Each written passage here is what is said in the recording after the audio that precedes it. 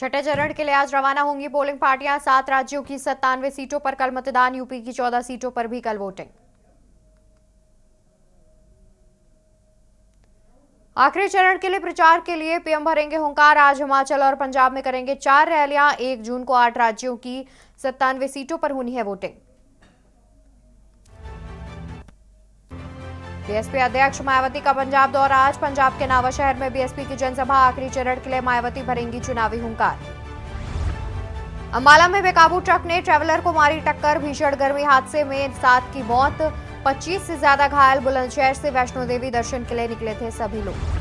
ज्ञानवापी पर आज वाराणसी कोर्ट में होगी सुनवाई। कथित शिवलिंग की पूजा के अधिकार मामले में होगी सुनवाई। मुस्लिम पक्ष की अपील हो चुकी है खारिज। देश के कई राज्यों में गर्मी का सितम। राजस्थान में 49 डिग्री तक तापमान पहुंचने की चेतावनी। दिल्ली, यूपी, बिहार में गर्मी का कहर जारी। आप देख रहे हैं के न्यूज, खबरों का सारथी। नमस्कार, स्वागत है आपका देश की बात में। मैं हूं आपके साथ अवंतिका अवस्थी। रुक करते हैं आज की तमाम बड़ी खबरों की ओर। शुरुआत करते हैं खबरों की, जहां पर केदारनाथ धाम में हेलीकॉप्टर की हुई इमरजेंसी लैंडिंग। इमरजेंसी लैंडिंग में बाल बाल बचे तीर्थयात्री। पायलट की सूझबूझ से बड़ा हादसा होने से बचा। पायलट की सूझबूझ से बड़ा हादसा होने से बचा। क्रिस्टल के हेलीकॉप्टर का रूडल हुआ खराब। पायलट ने सूझबूझ दिखाते हुए की इमरजेंसी लैंडिंग। यात्रियों को लेकर केदारनाथ आ रहा था हेलीकॉप्टर। हेलीपैड के पास ही मिट्टी में कराई इमरजेंसी लैंडिंग। चॉपर की इमरजेंसी लैंडिंग से यात्रियों में मचा हड़कंप। केदारनाथ धाम में हेलीकॉप्टर की हुई इमरजेंसी लैंडिंग। इमरजेंसी लैंडिंग में बाल बाल बचे तीर्थयात्री। पायलट की सूझबूझ से एक बड़ा हादसा होने से बचा। क्रिस्टल के हेलीकॉप्टर का रूडल हुआ खराब। पायलट ने सूझबूझ दिखाते हुए की इमरजेंसी लैंडिंग। यात्रियों को लेकर केदारनाथ आ रहा था हेलीकॉप्टर। हेलीपैड के पास ही मिट्टी में कराई गई इमरजेंसी लैंडिंग। चॉपर के इमरजेंसी लैंडिंग से यात्रियों के बीच मचा हड़कंप। केदारनाथ धाम में हेलीकॉप्टर की कराई गई इमरजेंसी लैंडिंग। इमरजेंसी लैंडिंग में बाल बाल बचे तीर्थयात्री। पायलट की सूझबूझ से बड़ा हादसा होने से बचा।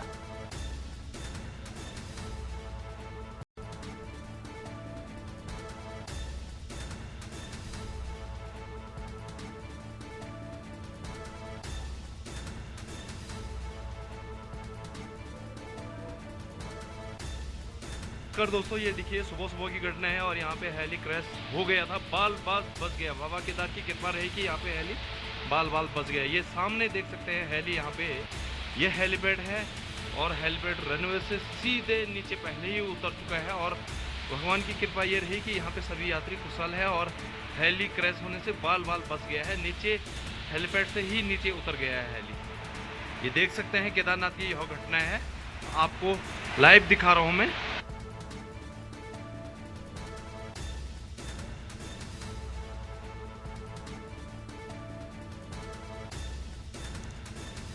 और तस्वीरें सामने आ रही हैं जहां पर पायलट की सूझबूझ से हेली की इमरजेंसी लैंडिंग करानी पड़ी। चॉपर की इमरजेंसी के कारण यात्रियों के बीच हड़कंप मचा हुआ भी दिखाई दिया। हेलीकॉप्टर की इमरजेंसी लैंडिंग की बात सामने आ रही है, जहां पर केदारनाथ जा रहा था हेलीकॉप्टर और उसकी इमरजेंसी लैंडिंग करानी पड़ी और पायलट की सूझबूझ के कारण बाल बाल बची यात्रियों की जान। क्रिस्टल के हेलीकॉप्टर का रूडल हुआ खराब।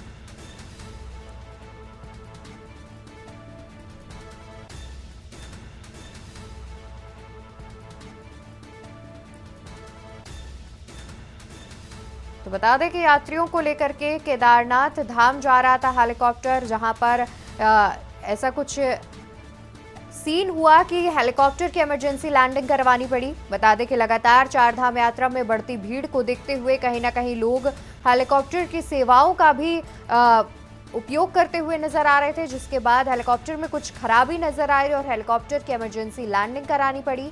फिलहाल आपको बता दें कि यात्रियों की जान बाल बाल बच गई है। पायलट की सूझबूझ की वजह से हेलीकॉप्टर की इमरजेंसी लैंडिंग हुई और किसी प्रकार की कोई परेशानी भी नहीं हुई। लेकिन देखा जाए तो बढ़ती भीड़ को देखते हुए कहीं ना कहीं प्रशासन को और दुरुस्त इंतजाम करने होंगे।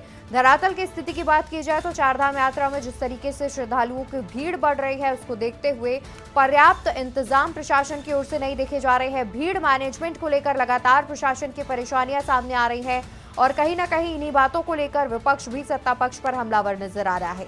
तो जिस तरीके से फिलहाल जानकारी सामने आ रही है कि पायलट की सूझबूझ से हेलीकॉप्टर की इमरजेंसी लैंडिंग कराई गई, जिससे यात्रियों की जान बची। लेकिन अगर सूझबूझ ना दिखाई जाती और पायलट को सूझबूझ की तरीके से इमरजेंसी लैंडिंग ना कराता तो आज कई जान खतरे में भी होती।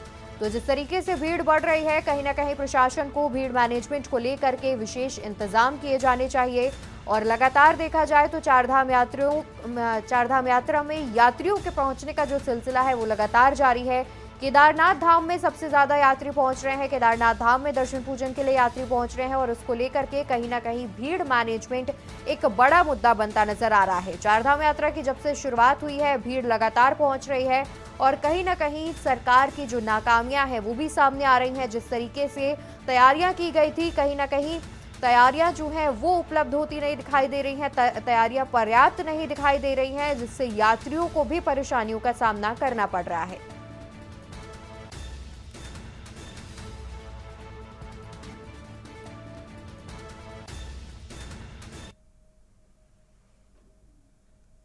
तो वहीं अंबाला में बेकाबू ट्रक ने ट्रैवलर को मारी टक्कर। सड़क हादसे में 7 की मौके पर मौत, 25 से ज्यादा लोग घायल।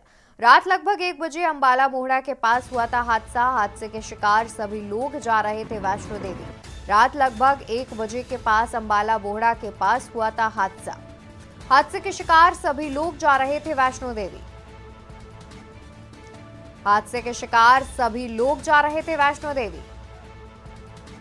बुलंदशहर से टेम्पो ट्रैवलर पर जाने के लिए निकले थे लोग। एनडीए प्लाजा मोहड़ा के पास ट्रक ने पीछे से मारी टक्कर। घायलों का नागरिक अस्पताल में इलाज भी चल रहा है। अंबाला में बेकाबू ट्रक ने ट्रैवलर को मारी टक्कर। सड़क हादसे में मौके पर ही 7 लोगों की मौत हो गई, वहीं 25 से ज्यादा लोग घायल बताए जा रहे हैं। रात लगभग 1 बजे के करीब यह हादसा हुआ। अंबाला मोहड़ा के पास यह भीषण सड़क हादसा हुआ जिसमें 7 लोगों की मौके पर ही मौत हो गई। जानकारी के अनुसार सभी लोग वैष्णो देवी दर्शन करने के लिए जा रहे थे। हादसे के शिकार सभी लोग वैष्णो देवी के दर्शन करने जा रहे थे। बुलंदशहर से टेम्पो ट्रैवलर पर जाने के लिए निकले थे लोग।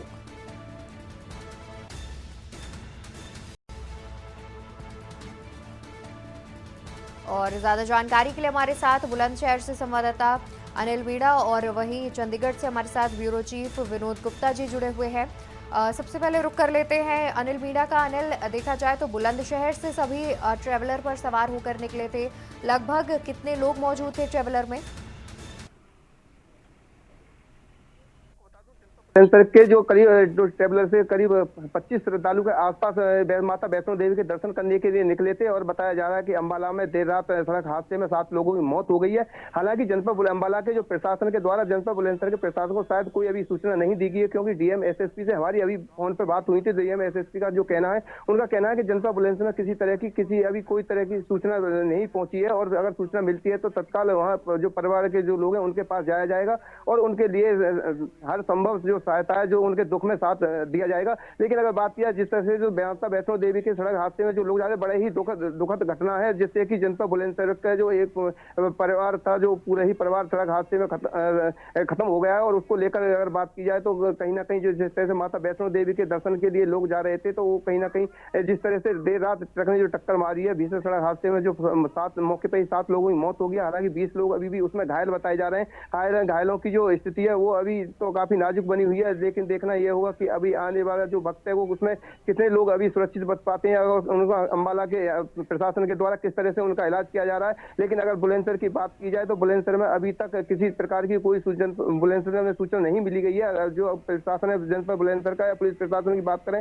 तो पुलिस प्रशासन के अधिकारी हालांकि जानकारी जुटाने में लग गए हैं, क्योंकि उनका कहना है कि हम जानकारी कर रहे हैं कि जनपद बुलंदशहर काफी श्रद्धालु वैष्णो देवी के लिए गए थे और कहाँ की बस है और कहाँ के लोग हैं, ये तो अब जानकारी होने के बाद ही पता पड़ेगा। जाएगा, लेकिन उनका कहना यह है कि जो हमें तुम्हारे ही जब आपने फोन किया आपके द्वारा ही जानकारी प्राप्त हुई है कि अभी इस तरह की घटना हुई है, और हम जानकारी जुटाते हैं। जानकारी जुटने के बाद जिस तरह से बात सामने आती है उस समय पूरी जानकारी मीडिया को दी जाएगी। लेकिन हालांकि अभी किसी तरह के किसी अधिकारी ने जनपद बुलंदशहर ने पुष्टि नहीं की है, क्योंकि उनके पास कोई भी सूचना नहीं है। लेकिन अगर बात की जाए हादसे की, तो हादसा जिस तरह से हुआ तो भीषण हादसे में बहुत ही दर्दनाक हादसा है। बिल्कुल, और जाहिर तौर पर देखा जाए तो अनिल, जिस तरीके से बीती रात ये हादसा हुआ, रात करीब 1 बजे के आसपास ये हादसा हुआ और अभी तक जो है बुलंदशहर में उनके सूचना नहीं पहुंची है, तो कहीं ना कहीं इसको भी देखने वाली बात है कि जल्द से जल्द सूचना पहुंचाई जानी चाहिए और साथ ही परिजनों को इस बारे में सूचित किया जाना चाहिए। हमारे साथ लगातार ब्यूरो चीफ विनोद गुप्ता जी भी जुड़े हुए हैं। विनोद जी, देखा जाए तो देर रात ये हादसा हुआ,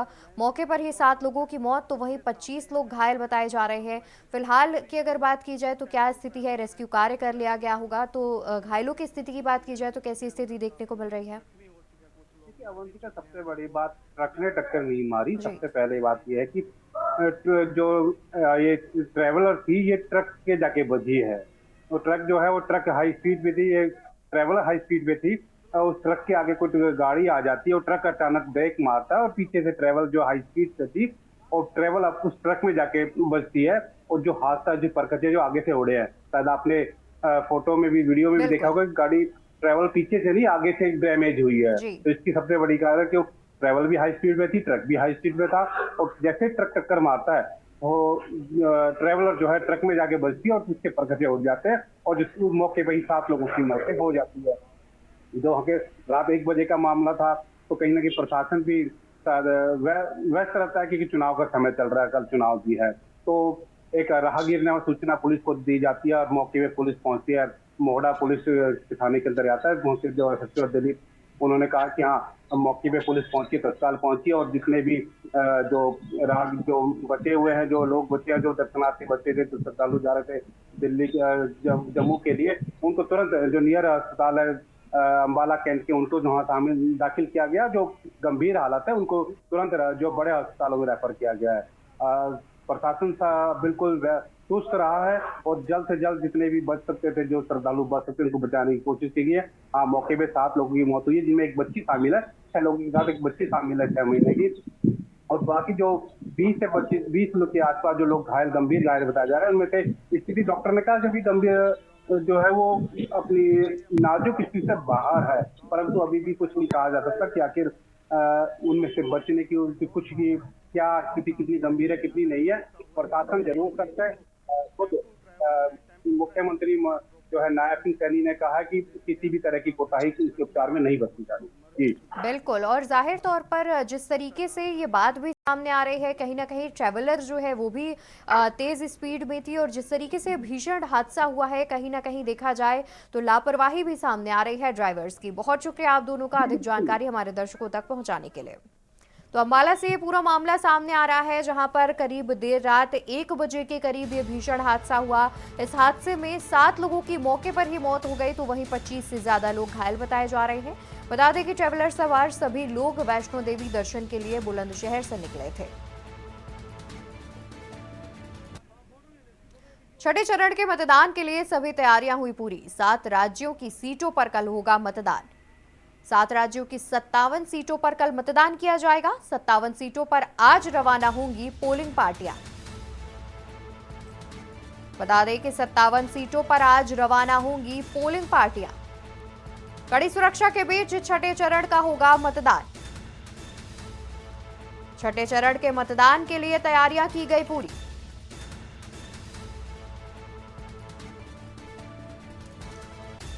और इसी खबर पर ज्यादा जानकारी के लिए हमारे साथ विशेष संवाददाता अखिलेश सिंह जी जुड़े हुए हैं। अखिलेश जी, देखा जाए तो कल छठे चरण का मतदान होना है और करीब देश में 57 सीटों पर मतदान होगा। उसको लेकर के देखा जाए तो क्या विशेष तैयारियां जो हैं वो देखने को मिल रही हैं?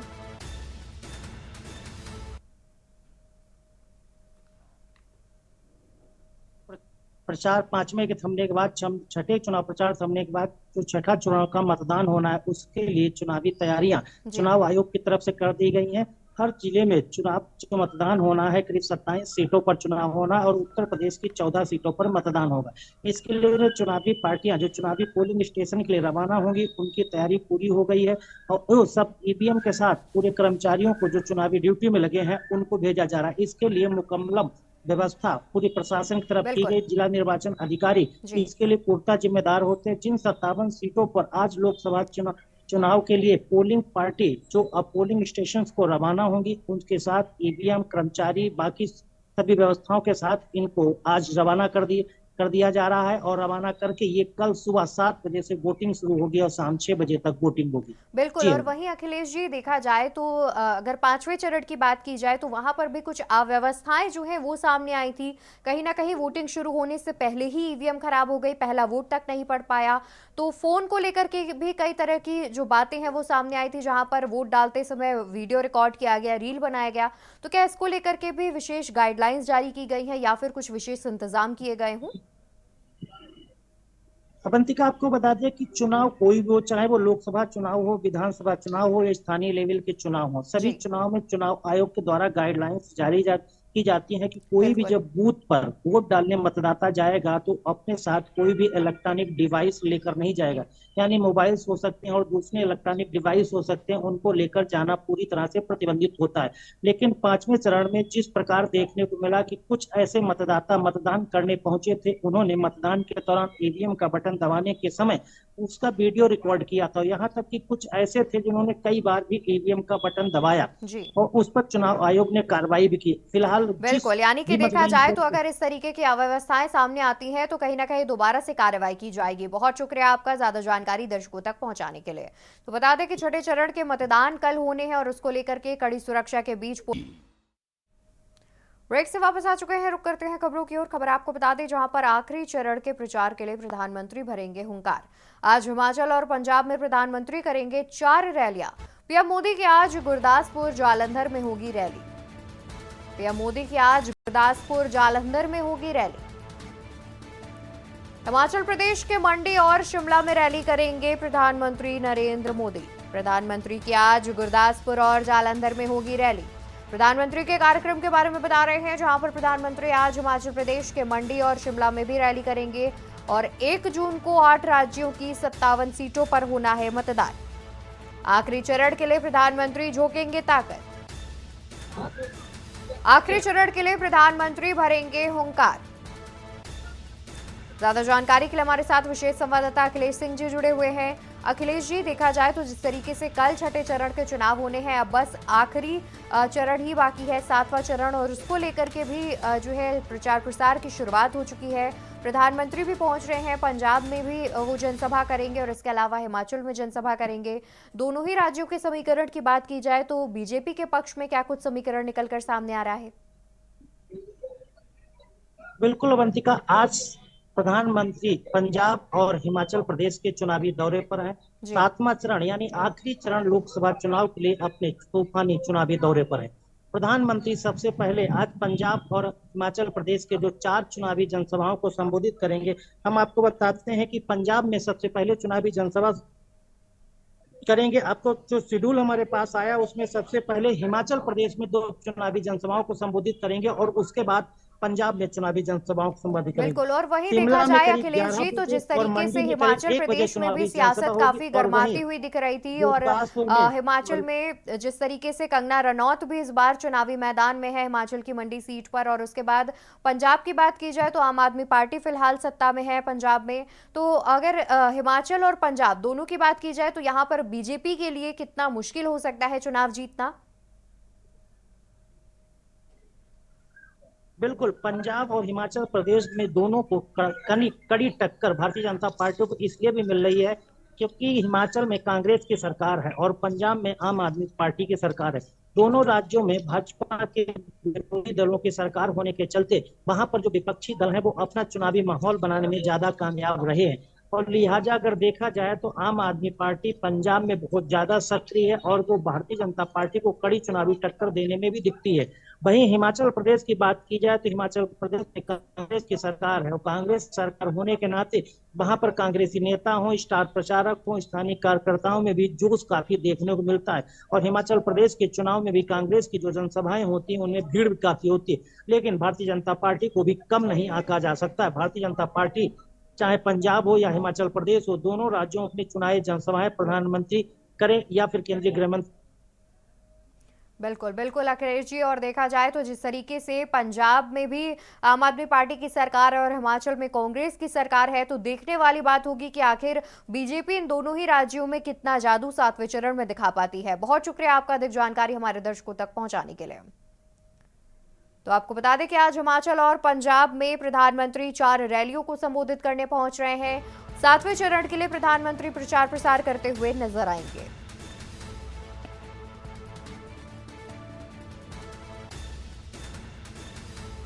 खबरों का सारथी। ब्रेक से वापस आ चुके हैं, रुक करते हैं खबरों की ओर। खबर आपको बता दें जहां पर आज झारखंड दौरे पर मल्लिकार्जुन खड़गे झारखंड में एक चुनावी जनसभा को संबोधित करेंगे कांग्रेस अध्यक्ष। झारखंड में एक चुनावी जनसभा को संबोधित करेंगे कांग्रेस अध्यक्ष मल्लिकार्जुन खड़गे। झारखंड के देवघर में 1 बजे जनसभा की जाएगी आयोजित। गठबंधन प्रत्याशी के समर्थन में वोट की अपील करेंगे मल्लिकार्जुन खड़गे। और ज्यादा जानकारी के लिए हमारे साथ विशेष संवाददाता अखिलेश सिंह जी भी जुड़े हुए हैं। अखिलेश जी, देखा जाए तो आज कांग्रेस अध्यक्ष मल्लिकार्जुन खड़गे झारखंड पहुंच रहे हैं, चुनावी जनसभा संबोधित करेंगे।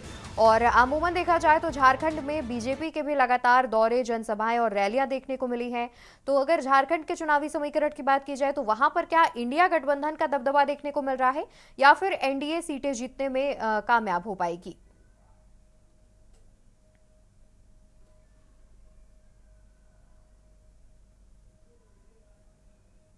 अनम्यूट कर लीजिए अखिलेश जी।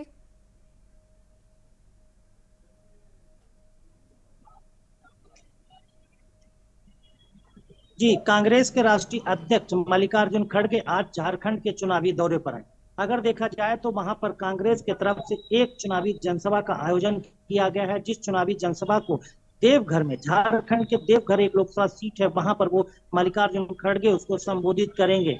तो आपको बता दें कि झारखंड का चुनावी समीकरण अगर देखा जाए तो वहां पर इंडिया गठबंधन भारतीय जनता पार्टी को कड़ी टक्कर देता नजर आता है, क्योंकि वहां पर इंडिया गठबंधन की सरकार चल रही है। कांग्रेस, शिबू सोरेन का पार्टी, झारखंड मुक्ति मोर्चा और राष्ट्रीय जनता दल, यानी 3 पार्टियों के गठबंधन की सरकार झारखंड में चल रही है। लिहाजा वहां पर इंडिया गठबंधन काफी मजबूत स्थिति में है और भारतीय जनता पार्टी भी वहां कड़ी टक्कर दे रही। आज मल्लिकार्जुन खड़गे देवघर में कांग्रेस की चुनावी जनसभा को संबोधित करेंगे। इंडिया गठबंधन के प्रत्याशी के समर्थन में जनता से अपील करेंगे और कांग्रेस के वोट मांगकर प्रत्याशी को जिताने की अपील करेंगे। तो आपको बता दें कि बंतिया की झारखंड का चुनावी माहौल किसी भी तरह से कम नहीं आंका जा सकता है, क्योंकि इंडिया गठबंधन की सरकार होने के चलते वहां पर इंडिया गठबंधन काफी अच्छा चुनाव लड़ रहा है और वहां पर चुनाव प्रचार भी उनका बहुत अच्छा चल रहा है। लेकिन भारतीय जनता पार्टी भी वहां पहले सरकार में रही है, इसलिए भारतीय जनता पार्टी को भी झारखंड में कमजोर नहीं आंका जा सकता है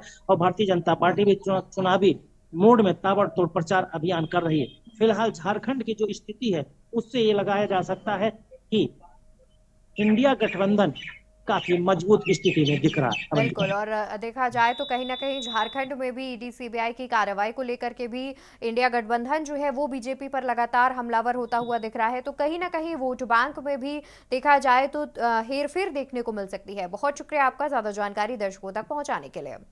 तो आपको बता दें कि झारखंड के देवघर पहुंच रहे हैं आज कांग्रेस अध्यक्ष मल्लिकार्जुन खड़गे, जहां पर एक चुनावी जनसभा को संबोधित करते नजर आएंगे और साथ ही गठबंधन प्रत्याशी के समर्थन में वोट की अपील भी करेंगे।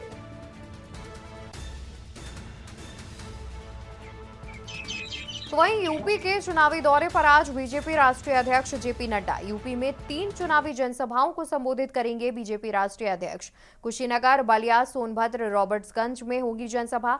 बीजेपी प्रत्याशी के समर्थन में वोट की अपील करते हुए नजर आएंगे बीजेपी राष्ट्रीय अध्यक्ष।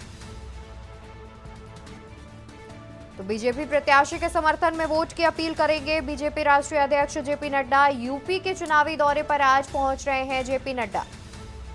यूपी में 3 चुनावी जनसभाओं को संबोधित करेंगे।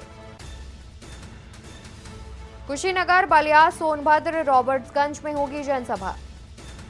बीजेपी प्रत्याशी के समर्थन में वोट की करेंगे अपील।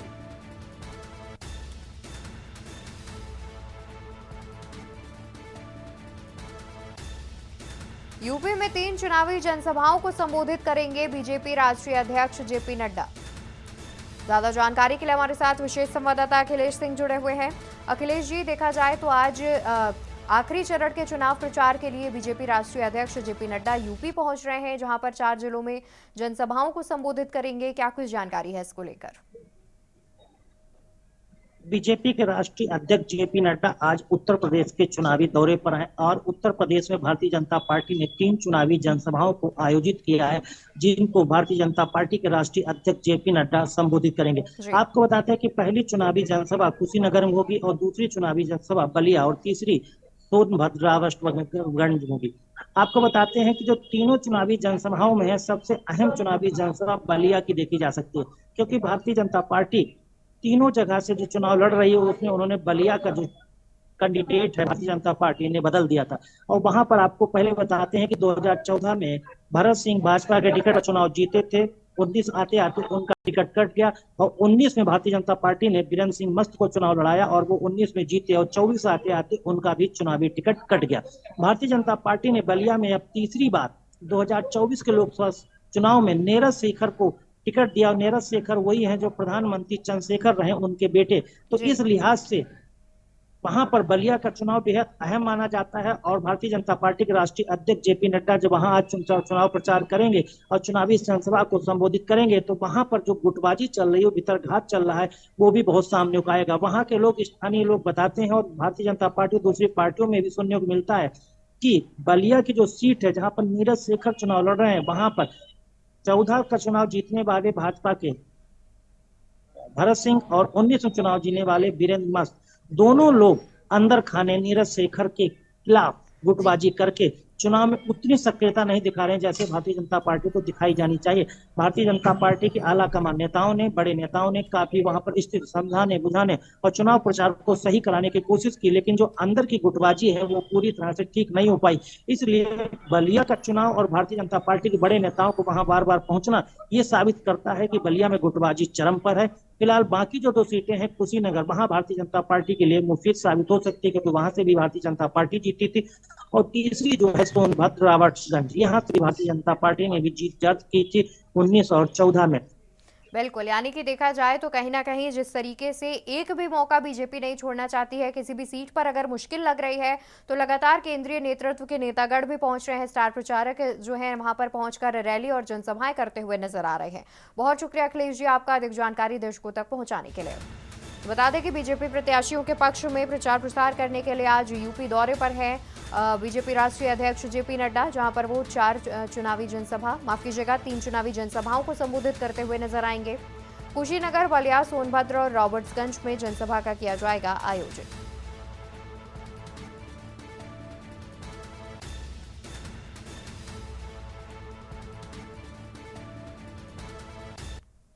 और यहाँ रुकेंगे, एक और वापस आ चुके हैं, रुक करते हैं खबरों का। खबर आपको बता दें जहां पर बीएसपी अध्यक्ष मायावती का पंजाब दौरा, बीएसपी सुप्रीमो जनसभा को करेंगी संबोधित, बीएसपी प्रत्याशी के समर्थन में मांगेंगी वोट।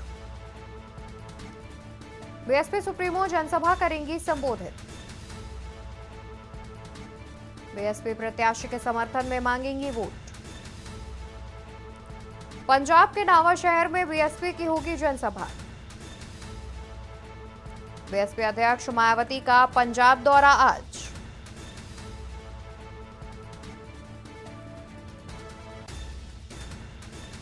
बीएसपी प्रत्याशी के समर्थन में मांगेंगी वोट।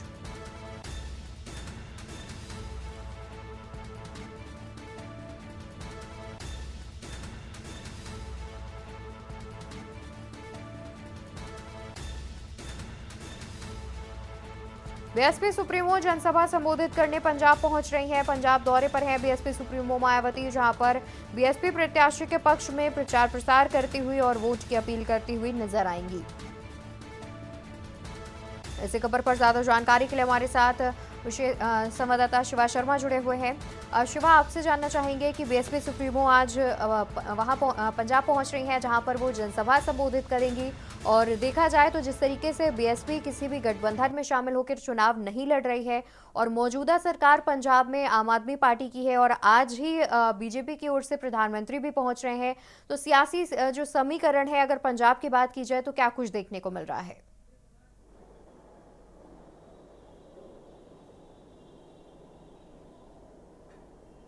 देखिए, बसपा की सुप्रीमो मायावती अकेले ही चुनाव लड़ रही हैं और अकेले ही हर जगह जाकर के वो प्रचार प्रसार करती हैं। और आज तकरीबन 10:30 बजे के आसपास वो लखनऊ से निकलेंगी और सीधे हेलीकॉप्टर्स के जरिए वो पंजाब के शहीद भगत सिंह नगर पहुंचेंगे और वहां पर जो नवा शहर है उस इलाके में जनसभा को संबोधित करेंगी। और मायावती जिस जगह चुनावी जनसभा करती हैं तो भारी भीड़ उमड़ती है और बहुजन समाज पार्टी का जो कोर वोट बैंक है उसको वो उनकी बातों को सुनने के लिए, तमाम जो जनता है उनकी बातों को सुनने के लिए उमड़ता है। तो अगर पंजाब के अंदर मायावती जाएंगी और अपनी जनसभा करेंगी तो उनको सुनने के लिए और देखने के लिए सैकड़ों की भीड़ के इंतजाम होंगे और उसको देखते हुए जिला प्रशासन ने सुरक्षा व्यवस्था भी उनकी सुनिश्चित की होगी।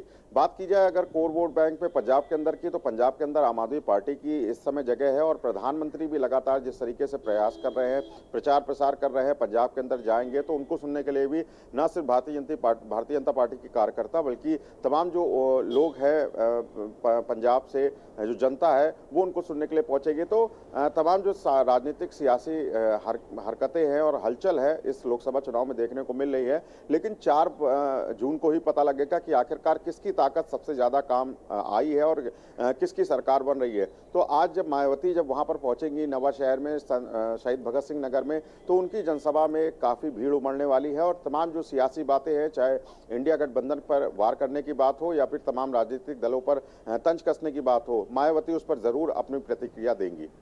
बिल्कुल, और देखने वाली बात होगी क्योंकि जाहिर तौर पर जिस तरीके से बीएसपी अकेले चुनाव लड़ रही है तो कितना परचम पंजाब में लहरा पाती है, ये तो फिलहाल रिजल्ट के बाद ही पता चलेगा। बहुत शुक्रिया शिवा आपका अधिक जानकारी दर्शकों तक पहुंचाने के लिए।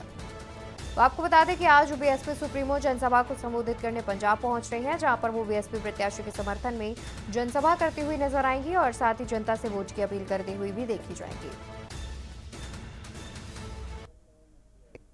ब्रेक से वापस आ चुके हैं, रुक करते हैं खबरों की ओर। खबर आपको बता दें जहां पर लोकसभा चुनाव में सीएम योगी का तूफानी प्रचार। 12 राज्यों में कमल खिलाने के लिए किया प्रचार। सीएम योगी ने 54 दिन में की 170 रैलियां। 12 राज्यों में कमल खिलाने के लिए किया प्रचार।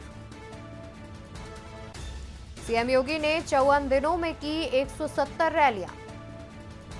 छठे चरण में ओडिशा, बिहार, दिल्ली में किया प्रचार। सीएम योगी ने 54 दिन में की 170 रैलियां।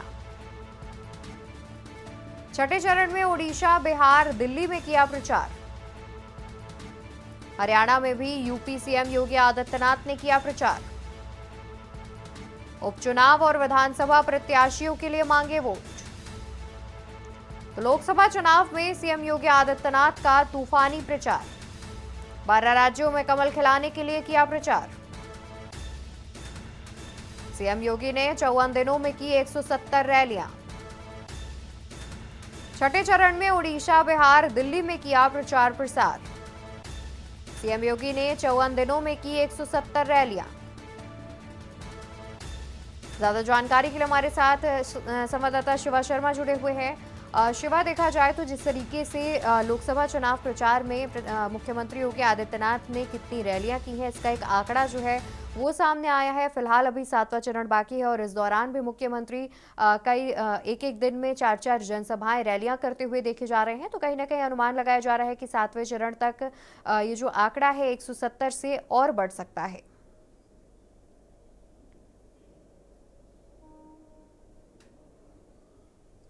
बिल्कुल अवंतिका, इसमें तो दो राय कोई नहीं है क्योंकि मुख्यमंत्री योगी आदित्यनाथ मुख्यमंत्री होने से पहले भी बीजेपी के स्टार प्रचारक माने जाने थे और न सिर्फ उत्तर प्रदेश बल्कि अलग अलग राज्यों में वो भारतीय जनता पार्टी के लिए प्रचार प्रसार भी करते थे। और इस बार का जो आंकड़ा निकाला गया कि 27 मार्च से जो लोकसभा चुनाव की जो रैलियां थी, जो चुनावी जनसभा थी, उसमें मुख्यमंत्री योगी आदित्यनाथ ने कितना हिस्सा लिया, तो आंकड़े के अनुसार ये पता लगा कि 54 दिन में 170 से ज्यादा उन्होंने चुनावी जनसभा और रैलियां की हैं। और न सिर्फ उत्तर प्रदेश में बल्कि अलग अलग राज्यों में।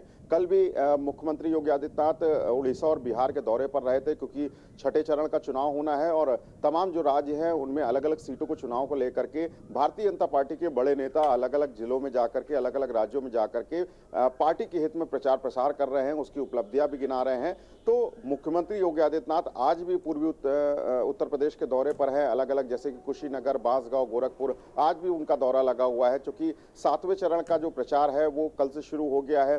कल से जो छठे चरण का प्रचार प्रसार था वो पूरी तरीके से प्रतिबंध हो गया है। तो अब आखिरी चरण में किस तरीके से देश भर के अंदर भारतीय जनता पार्टी के नेता घूमेंगे और खुद मुख्यमंत्री योगी आदित्यनाथ घूमेंगे, इसका टाइम ग्राफ भी तैयार किया जा रहा है। लेकिन ये एक बड़ी बात कही जाएगी, खुद उत्तर प्रदेश के मुख्यमंत्री होते हुए योगी आदित्यनाथ ने 54 दिन के अंदर 170 रैलियां ना सिर्फ उत्तर प्रदेश बल्कि नई दिल्ली, हरियाणा, बिहार, उड़ीसा के साथ साथ अन्य जगहों पर की है। तो आंकड़ा जरूर बढ़ेगा और आने वाले समय में जब 7वें चरण के चुनाव के प्रचार प्रसार का जो प्लान बनेगा उसमें मुख्यमंत्री योगी आदित्यनाथ ना सिर्फ उत्तर प्रदेश बल्कि अलग अलग राज्यों में और खास करके जो दक्षिणी भारत का जो हिस्सा है वहां पर भी वो गए हैं, वहां पर भी उन्होंने भारतीय जनता पार्टी के लिए वोट मांगने की अपील की है और भारी जनसभा और भारी भीड़ में तब्दील हुई थी उनकी जो रैली थी, जो चुनावी जनसभा थी।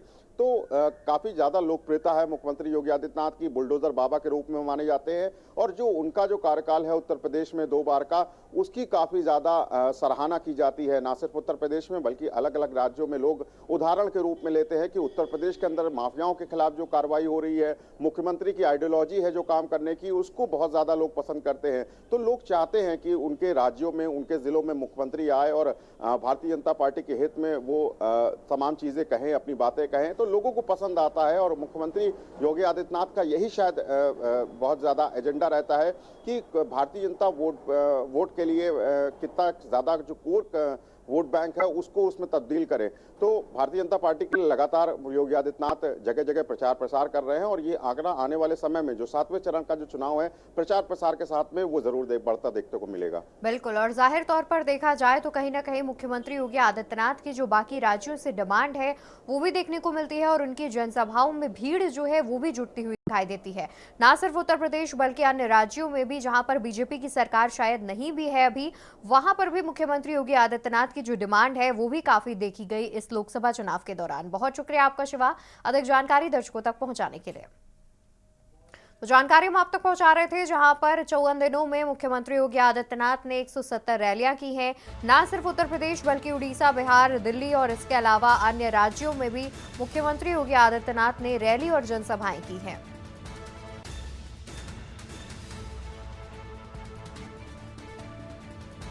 तो वहीं बता दें कि 7वें चरण तक ये आंकड़ा बढ़ने की उम्मीद जताई जा रही है और जिस तरीके से कल छठे चरण का चुनाव होना है और उसके बाद 7वें चरण के लिए प्रचार प्रसार किया जा रहा है, उसमें ये आंकड़ा जो है वो और भी बढ़ सकता है।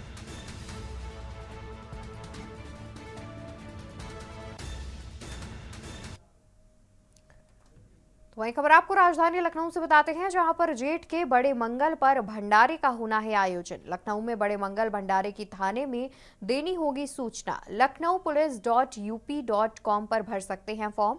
भंडारे में सुरक्षा सफाई की व्यवस्था नगर निगम करेगा। तो ये बड़ी जानकारी सामने आ रही है जहां पर बता दें कि बड़े मंगल पर अमूमन हर जगह पर बड़े आयोजन होते हैं, बड़े भंडारे की जो व्यवस्था है वो की जाती है और इस दौरान आप LucknowPolice.UP.com पर फॉर्म भर सकते हैं। और इस खबर पर ज्यादा जानकारी के लिए हमारे साथ लखनऊ से संवाददाता भरत सेठी भी जुड़े हुए हैं।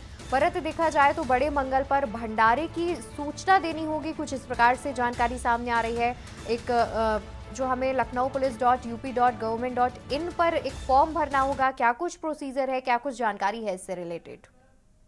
देखिए, वैसे तो हर मंगल विशेष दिन होता है, लेकिन जेठ का जब माह आता है तो हर मंगल के दिन और हर शनिवार के दिन लोग भंडारे का आयोजन करते हैं जी। जिसको लेकर पूरी तैयारी की जाती है। और अब LucknowPolice.UP.Government.in में आपको एक फॉर्म भरना पड़ेगा। जब आप आयोजन करेंगे भंडारे का तो इस आयोजन में आपको पुलिस सुरक्षा भी देगी, यानी कि जब ट्रैफिक व्यवस्था बिगड़ती है, तमाम जगह जब भंडारे लगते हैं, तब आपको वहां पे जो यूपी पुलिस है, लखनऊ पुलिस है, आपको वहां से ये ट्रैफिक को समस्या को पैदा नहीं होने देगी। और साथ ही साथ जब भंडारा होता है तो गंदगी भी होती है, तो उसके लिए नगर निगम भी एक्टिव मोड पर अब दिखाई देगी। नगर निगम के तमाम जो कर्मचारी हैं भंडारे के समापन के बाद, उसके बाद वहां पर साफ सफाई की जिम्मेदारी नगर निगम की होगी।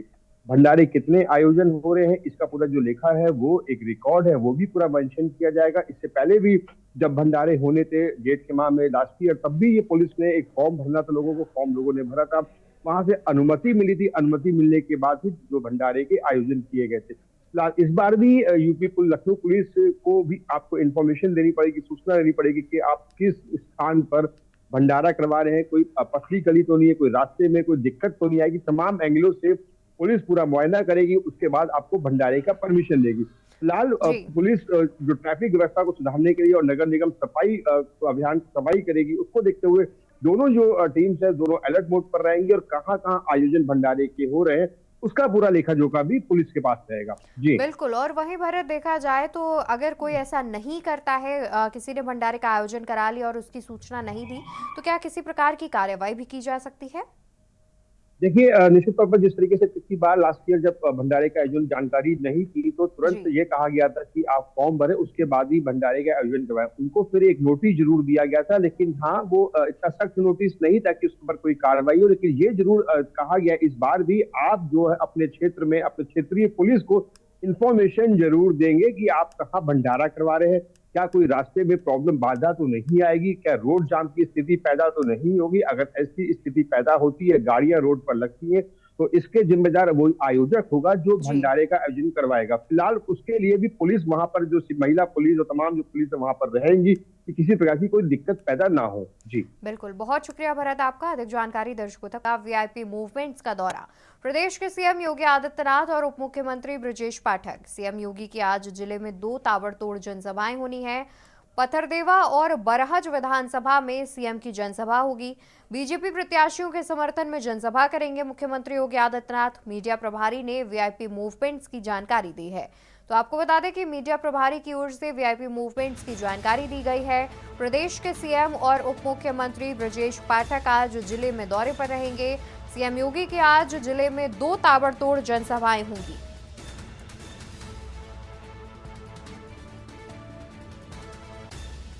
सीएम योगी की आज जिले में होंगी 2 ताबड़तोड़ जनसभाएं।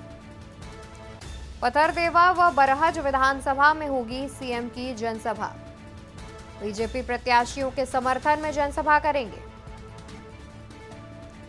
मीडिया प्रभारी ने वीआईपी मूवमेंट्स की दी जानकारी।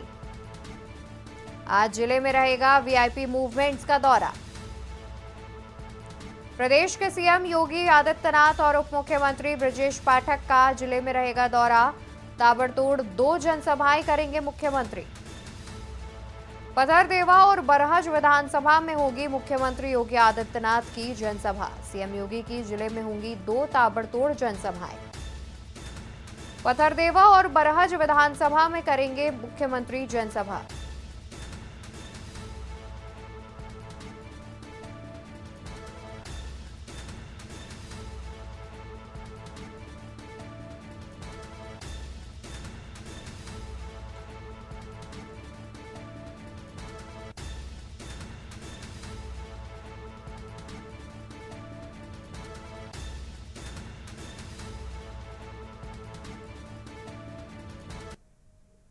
खबर आपको बुलंदशहर से बताएंगे, जहां पर गैंगस्टर अंकित कुमार की संपत्ति कुर्क। गैंगस्टर एक्ट की धारा 14 के तहत संपत्ति की गई कुर्क।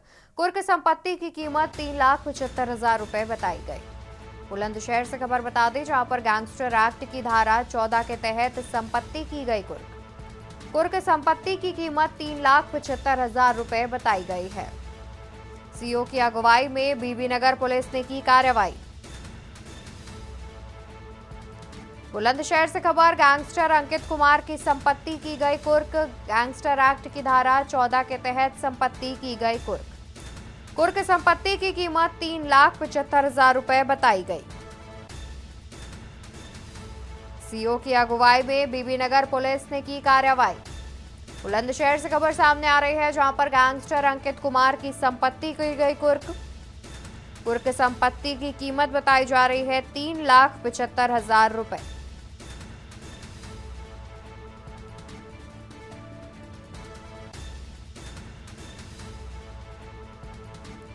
बुलंदशहर से खबर, गैंगस्टर अंकित कुमार की संपत्ति हुई कुर्क।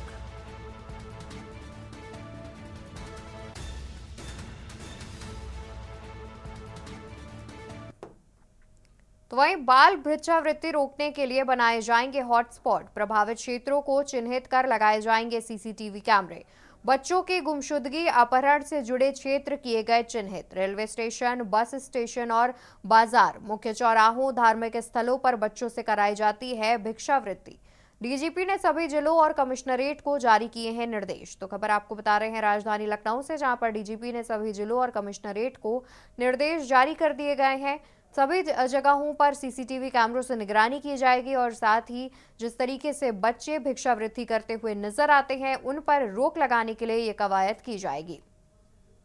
बढ़ते हैं खबरों में आगे, जहां पर 2 जिलों के दौरे पर आज बीजेपी प्रदेश अध्यक्ष भूपेंद्र चौधरी आज बलिया और सोनभद्र के दौरे पर रहेंगे। बीजेपी प्रदेश अध्यक्ष बलिया में बीजेपी राष्ट्रीय अध्यक्ष जेपी नड्डा की जनसभा में शामिल होंगे। रॉबर्ट्सगंज में जनसभा में शामिल होंगे बीजेपी प्रदेश अध्यक्ष भूपेंद्र चौधरी।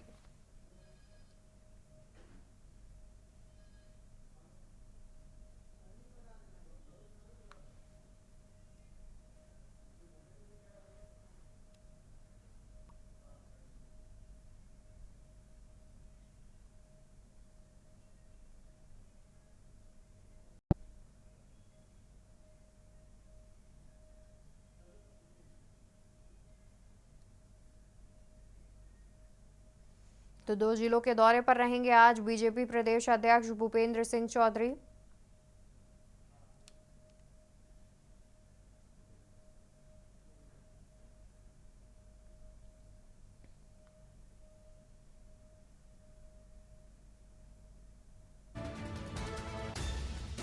रॉबर्ट्सगंज में जनसभा में शामिल होंगे भूपेंद्र सिंह चौधरी।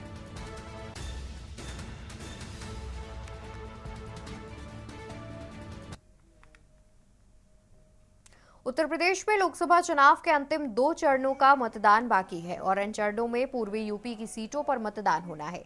ऐसे में पूर्वांचल के कुशीनगर में 7वें चरण में बीजेपी और उसके सहयोगियों के बीच दोस्ती का इम्तिहान है। ऐसे में भाजपा के सहयोगी ओम प्रकाश राजभर की अगुवाई वाले सुहेल देव भारतीय समाज पार्टी के राष्ट्रीय अध्यक्ष और उत्तर प्रदेश सरकार में कैबिनेट मंत्री का पूर्वांचल में बेहद खास प्रभाव है।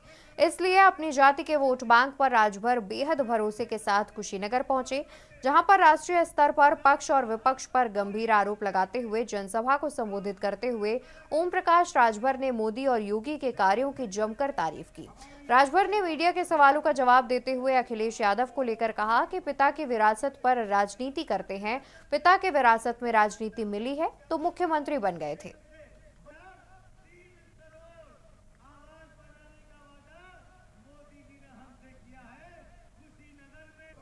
दिया कली चला ठीक है बा, बोला ठीक बा कि नहीं ठीक बा? ठीक बा। आप लोग कागज सादा ही इकट्ठा करिया और सादा कागज पर एप्लीकेशन लिखे शुरू करिया। हमारी अगर लखनऊ ना पहुंच पैया, हमने दोनों विधायक यहाँ बनाए हैं, इनकी यहाँ पहुंचा दिया या कोई नेता के दे दिया, हमारी यहाँ पहुंच जाए। और वैसे हम भी कुशीनगर में, हम भी गांव में आने का काम करेंगे।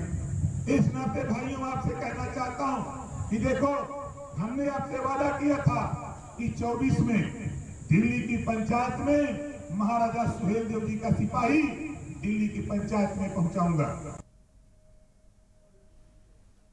बढ़ते खबरों में आगे खबर पीलीभीत से बता दें, जहां पर पूरनपुर तहसील क्षेत्र के गांव भैंसासुर और निवासी भाजपा नेता हरिबाबू पासवान ने पूरनपुर में आसम हाईवे पर स्थित बरसों पुराने सुडकुआ तालाब की जमीन पर भूमाफियाओं द्वारा कब्जा किए जाने का आरोप लगाते हुए पीलीभीत जिलाधिकारी संजय कुमार सिंह को शिकायती पत्र भेजकर तालाब की भूमि पर भूमाफिया द्वारा किए गए अतिक्रमण को हटाने और अस्तित्व खो चुके तालाब का सौंदर्यीकरण कराए जाने की मांग की है।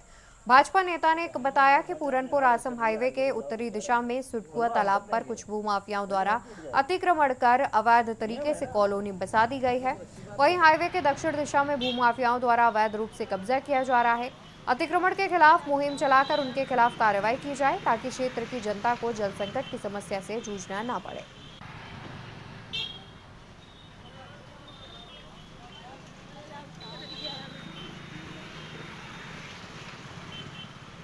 मामला ये है, जो शासन और सुप्रीम कोर्ट जो क्या नाम रूलिंग है, उसके आधार से जो है आप जो है तालाब पर जो है बिल्डिंग नहीं बना सकते हैं, क्योंकि उसका पट्टा हो सकता है।